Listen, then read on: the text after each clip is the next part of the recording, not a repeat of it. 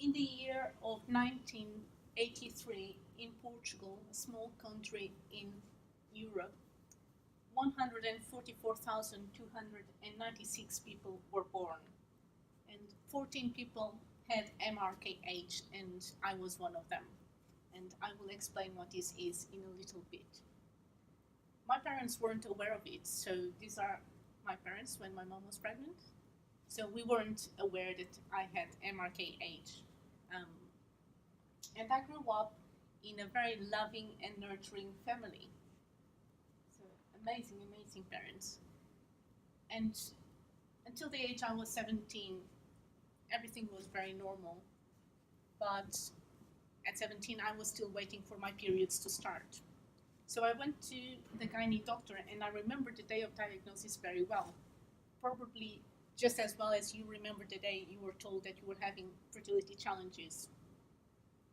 So I was 17, and I remember my mom asking, "Do you want me to go in with you to see the doctor?" I said, "No, I'm a big girl. I don't need you there." And I was examined, and I sat down to hear the words no 17-year-old expects to hear. You are infertile, you don't have a uterus. And in that moment, everything was just a blur, a big shock. Like all certainties I had in life were taken away from me. And this was me trying to swallow all the information the doctor was telling me. It was being really, really difficult. And that was not just it. The doctor carried on. By the way, you're also missing the top third of your vagina. So you might need surgery to reconstruct it. And things got a bit more difficult to swallow. And in that moment, I had my identity challenged. All the certainties, all my self-worth, all my self-image, the role I thought I had in society, the role I thought I had in a family, in a future relationship. At 17, I hadn't thought about having children, but all the plans that I had not made yet were taken away from me. So it was very challenging to cope with it at such a young age, and I didn't know how to make sense of what was happening. And I remember crying, and it was very challenging. I remember going through the roller coaster while feeling the shock, the anxiety, the sadness, the depression, and asking, why me? Why is this happening to me? And my dad kept saying, it's not up to us to ask why. One day we will understand. And he said it so many times, it's just stuck in my head, and I believed it eventually. And one night I was sitting in my bed and I was crying, and I was asking, why me? And I just felt something coming inside me, and I've made the most important decision of my life in that moment. I've made a decision, if I can't overcome this, there's nothing in life that I won't be able to accomplish. And I felt it so strong, this decision, that it became part of me that day. It affected every decision I've made in my professional life. And that's why at such a young age I was able to accomplish so much. It made every decision I've made in my personal life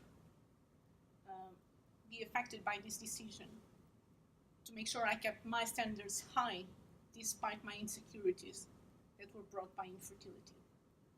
So this was the first decision that affected my life, and this is why I'm here today. And I eventually graduated as a nurse in 2005, so I could help other people. In this journey of going through the roller coaster and making sense of what's happening, it doesn't happen overnight, it doesn't happen in a week, it doesn't happen in a month, it takes years to get there. So I came across positive psychology, I came across logotherapy, and I came across neuro-linguistic programming. So all these tools have helped me move from that first day where I wasn't able to swallow the information the doctor was telling me to be in a place of being at peace and knowing that I have a fertility plan that is unique to me. So these are the tools that I bring here today to you to help you move forward in your fertility journey. This is a map. So let's imagine you want to go somewhere. You're planning a journey. You know where you want to go. What is the first thing that you need to be mindful of? What is the first thing you need to know when you want to plan a journey? You need to know where you are first. If you don't know where you are, you cannot plan the journey to get where you want to get. And it's the same with your fertility journey. We all have the same goal. We want a baby, we want a child, we want to experience motherhood or parenthood. You have that goal, but if you don't know where you are at this moment in terms of your body, your health, in terms of your mind, your emotions, you won't be able to get to where you want to be. So this is the first step. And we go through a lot of emotions in this journey. We go through a roller coaster that we don't understand ourselves, and it's very challenging to manage. But how do our thoughts and feelings are interconnected? So this has been studied in psychology. What happens is, as we grow up, we learn with people we trust. We learn with our parents. We learn with teachers. We learn with our friends. We learn their ways of doing, their ways of thinking. We learn their values and beliefs, and we just assimilate them as our own. We don't question them, because if these values and beliefs have worked for these people that we value and trust, they will work for us. So as we grow up, we have these values and beliefs that are our own. And at every second, we are receiving around 2 million bits of information from around us. The problem is our nervous system cannot process 2 million bits of information per second. We can actually only process 134 bits of information. So how does our brain go from taking the 2 million bits that we are receiving around us to 134? What we do is we use the values and beliefs in our head to delete or generalize the information that we get from around us. And after being deleted or generalized, we get an internal representation of what is happening to us. So everyone is actually seeing the world through their own lenses. We believe that everyone sees the world just like we do, but everyone is just seeing the world through their own lenses, the lenses that were given to them by their parents, by their carers, by their teachers, by their friends. And the way we see the world triggers certain feelings. So if I perceive a situation as being threatening to me, I might feel anxious, I might feel sad.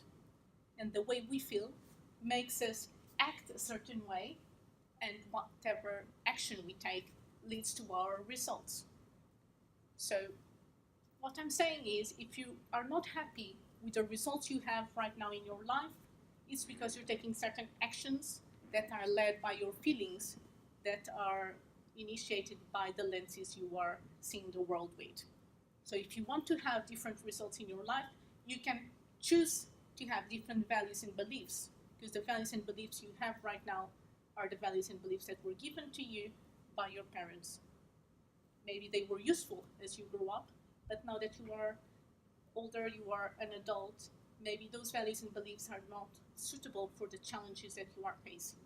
So you have now this opportunity of getting rid of those old beliefs and acquiring new beliefs that give you what you want to have in life.